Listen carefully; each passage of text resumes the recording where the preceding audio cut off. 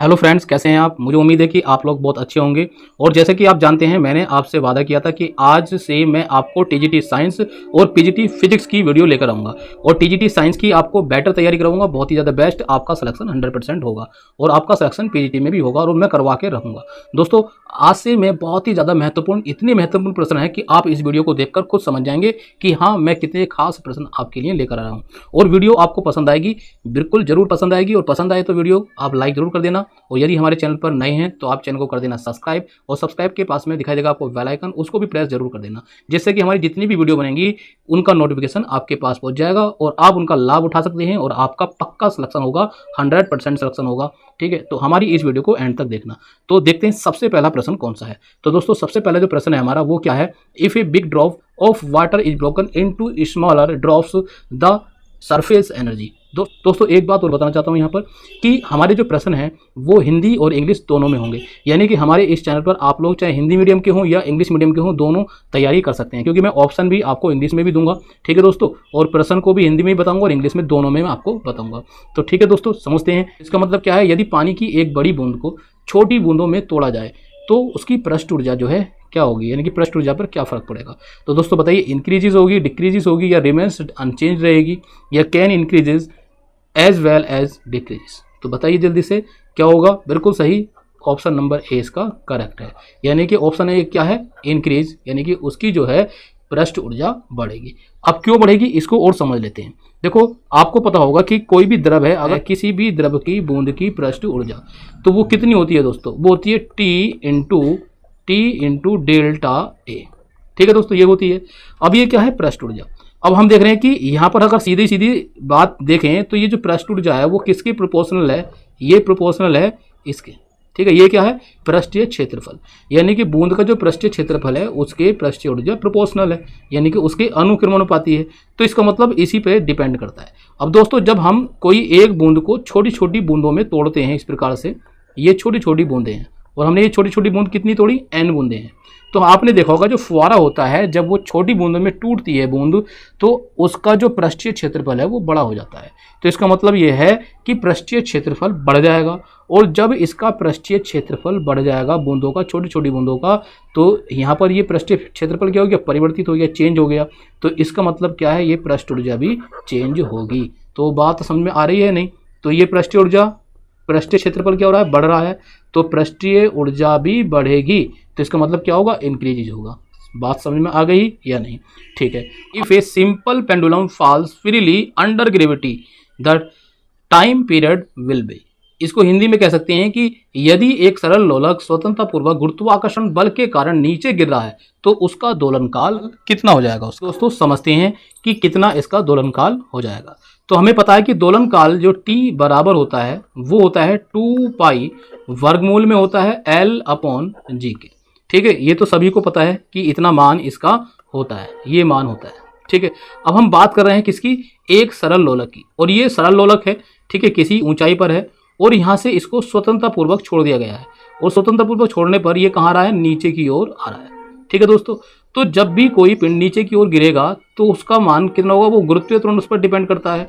ठीक है, क्या करेगा, उस पर गुरुत्वीय त्वरण पर वो डिपेंड करेगा जब भी कोई स्वतंत्रतापूर्वक पिंड नीचे की ओर गिरेगा। अगर वो स्वतंत्रतापूर्वक नहीं होता तो उसमें जो एक ए त्वरण भी लगता। तो हमें पता है कि जब भी कोई पिंड ऊपर से नीचे की ओर गिरता है तो उसका जो गुरुत्वीय त्वरण है वो क्या हो जाता है, प्रभावी हो जाता है, और उसका जो मान होता है वो होता है G-a के बराबर। दोस्तों, क्योंकि ये स्वतंत्रतापूर्वक गिर रहा है तो इसका जो G का जो मान है वो किसके बराबर हो जाएगा, यहाँ पर G के बराबर हो जाएगा। तो इसका मतलब ये है कि G बराबर कितना हो जाएगा, G-g के बराबर हो जाएगा। देखो, A का मान किसके बराबर है, G के बराबर, क्योंकि प्रभावी हो रहा है, G ही लगेगा उस पर गुरुत्वीय त्वरण, A नहीं लगेगा, क्योंकि वो स्वतंत्रतापूर्वक नीचे की ओर गिर रहा है। तो ये दोनों G क्या हो जाएंगे, कैंसिल हो जाएंगे, और कैंसिल होकर किसके बराबर जाएंगे, 0 के बराबर आ जाएंगे। तो इसका मतलब G का जो मान है वो 0 हो जाएगा। ठीक है, प्रभावी मान है गुरुत्वीय त्वरण G का वो 0 होगा। तो इसका मतलब जब 0 होगा, स्वतंत्रतापूर्वक गिरते हुए पिंड का प्रभावी गुरुत्वीय त्वरण 0 हो जाता है, तो तब उस कंडीशन में जो T का मान है वो कितना हो जाएगा दोस्तों, हो जाएगा 2 पाई, देखो वर्गमूल में क्या लिखा था हमने ऊपर, L/g, और यहाँ पर हम देखते हैं कि L का जो मान है वो वही रहेगा और G का मान 0, तो ये वर्गमूल में, और इनटू में क्या है यहाँ पर 2 पाई। और जब इसकी मल्टीप्लाई हम करेंगे तो इसको हम डिवाइड करेंगे। देखो अगर 1 हो चाहे कोई भी नंबर हो, उसके नीचे अगर हम 0 रख देते हैं तो उसका मान कितना हो जाता है, इन्फिनाइट हो जाता है, यानी कि अनंत हो जाता है। तो अनंत की मल्टीप्लाई करेंगे तब भी अनंत, तो इसका मान आ जाएगा अनंत। तो इस प्रकार से हम देखेंगे कि जो यहाँ पर यदि एक सरल लोलक स्वतंत्र पूर्वक गुरुत्वीय त्वरण बल के कारण नीचे की ओर अगर गिर रहा है तो उसका जो दोलन काल है वो कितना होगा दोस्तों। तो इसका जो ऑप्शन नंबर सी है ये करेक्ट है। कितना होगा, इनफाइनाइट होगा, यानी कि अनंत होगा। बात समझ में आ रही है या नहीं? ठीक है दोस्तों, बहुत अच्छा प्रश्न है। अब बात करते हैं प्रश्न नंबर 3 की। तो प्रश्न नंबर 3 क्या है हमारा, इसको समझ लेते हैं कि 2 स्प्रिंग्स, 2 स्प्रिंग हैं, are connected on the opposite side of a mass M kept on a frictionless surface. The springs are placed horizontally and their other ends are fixed or rigid supports.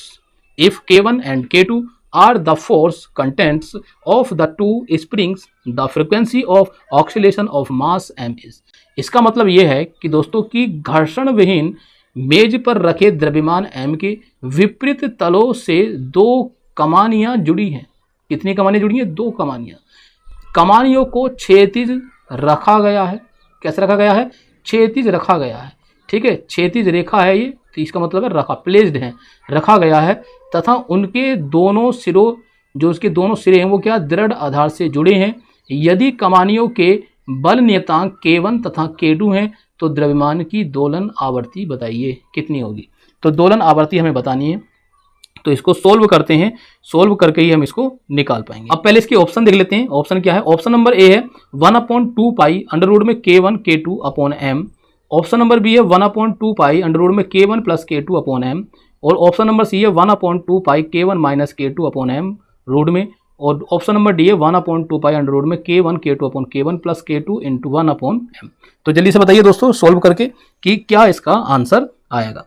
ठीक है दोस्तों, अब मैं जल्दी से आपको बता देता हूं कि इसका जो आंसर है वो है बी। अब जल्दी से निकालिए और मैं आपको निकाल के दिखा रहा हूं। यहाँ पर दोस्तों हम देखें तो स्प्रिंग को जो है, एक स्प्रिंग ये है और इसके बीच में जो है एक m मास का पिंड बंधा हुआ है। ठीक है, और दूसरी तरफ एक स्प्रिंग है। तो अगर हम यहाँ पर इस चीज़ को कॉमन कर दें तो देखो ये और ये दोनों स्प्रिंग कैसी हैं, एक दूसरे के समांतर क्रम में है। और जब ये समांतर क्रम में है तो इसका जो प्रभावी बल नियतांक है वो कितना होगा, यहाँ पर K1 प्लस K2। एक देखो इसका बल नियतांक कितना होगा K1 और इसका बल नियतांक K2, तो कितना आ गया K1 प्लस K2, ये हो जाएगा प्रभावी बल नियतांक। अब इसका जो आवर्त काल है उसकी अगर हम बात करें, क्योंकि स्प्रिंग है तो दोलन करेगी, और जब दोलन करेगी स्प्रिंग, क्योंकि पिंड बीच में है बंधा हुआ, तो इस कंडीशन में हम देखेंगे कि इसका आवर्त काल जो T बराबर किसके हो जाएगा, ये दोस्त हो जाएगा 2 पाई और वर्गमूल में होगा m अपॉन K1, कितना K1 प्लस K2 के। अब यहाँ पर हम देख रहे हैं कि ये क्या है, 2 पाई है, ये पाई है दोस्तों। थोड़ा राइटिंग सही नहीं आ रही है, अगर आपको कोई समझ में नहीं आ रहे हो वर्ड तो आप कमेंट बॉक्स में लिखकर बता देना। और वैसा कि मैं बोल रहा हूँ, वैसे भी मैं बोल रहा हूँ तो बोलते हुए तो आप समझ ही रहे होंगे। ठीक है, कोई प्रॉब्लम नहीं आ रही होगी। ये क्या है, आवर्त काल है। अब बात करते हैं फ्रिक्वेंसी की। तो फ्रिक्वेंसी जो f है वो कितनी होगी, 1/t के बराबर होती है। तो इसका मतलब ये है कि ये जो t की वैल्यू हमने निकाली है वो यहाँ पर रख देंगे। ठीक है, यहाँ पर रखेंगे तो ये पलट जाएगा, तो अपोन में तो हो जाएगा 1/2 पाई। ठीक है, और ये पलट करके हो जाएगा, देखो वर्गमूल में है तो वर्गमूल में K1 तो ऊपर, K1 प्लस K2। ठीक है, ये ऊपर हो जाएगा और नीचे क्या जाएगा m, यानी कि स्मॉल m नीचे आ जाएगा। ठीक है दोस्तों, तो इसका मतलब हम बात किसकी कर रहे हैं, यहाँ पर आवर्ती की बात कर रहे हैं। तो जो फ्रिक्वेंसी है उसी की बात कर रहे हैं, दोलन आवर्ती की। तो ये देखिए कौन सा ऑप्शन में सही बैठ रहा है, तो ये ऑप्शन नंबर बी में 1/2 पाई और वर्गमूल में K1 plus K2 upon m। ठीक है, करेक्ट है। अब बात करते हैं प्रश्न नंबर